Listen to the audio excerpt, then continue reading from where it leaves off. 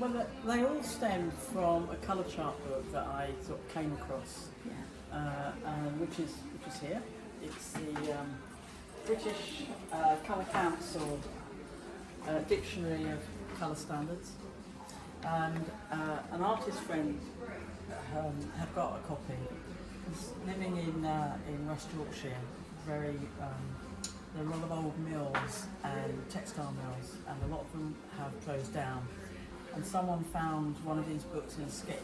Oh, you can't believe that somebody had put this in a skip. I know. They're worth a lot of money now. Yeah. So, I mean, I've always loved colour. I love looking at colour, and my work's always been about colour in some way. So when I saw this, I thought, I want a copy. So I went online to see where I could get one, and I went on eBay and managed to find just one copy, and it was being sold by the British Art Foundation, and all that they showed was the front cover of the book and the dictionary, none of the pages inside. But because I knew what it was, I bid for it. I think I started at £4, but there was someone else obviously knew what it was. I think I ended up paying about 150 quid for it. They are actually now sought after, so the books themselves are worth about £500, I think now. You did amazingly well to secure this one. I did. Yeah. So I'd had it a while, and then I got invited to show some work at Leeds, a little gallery in Leeds that's seen my work, and there was another artist showing, and there was something about his work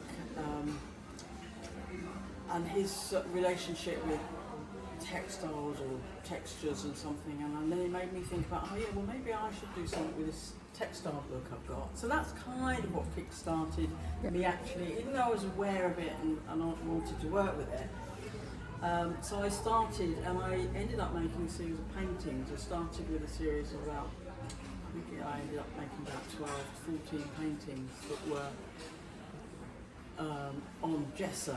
So I prepared the boards, I painted it with gesso, and then I added textures from fabric onto the gesso to kind of give the same sense of texture that you can see in these swatches. And then, so I did a whole series of paintings and just layering it with colour.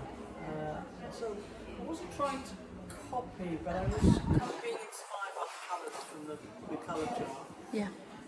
And I've kind of stayed with it now for about 5 years, 5 or 6 years I've been working from it in different ways. So I did the paintings. I had an exhibition where I invited other artists to choose a colour, and we called that Curious Colour. So we had different responses to the colour chart. Yeah.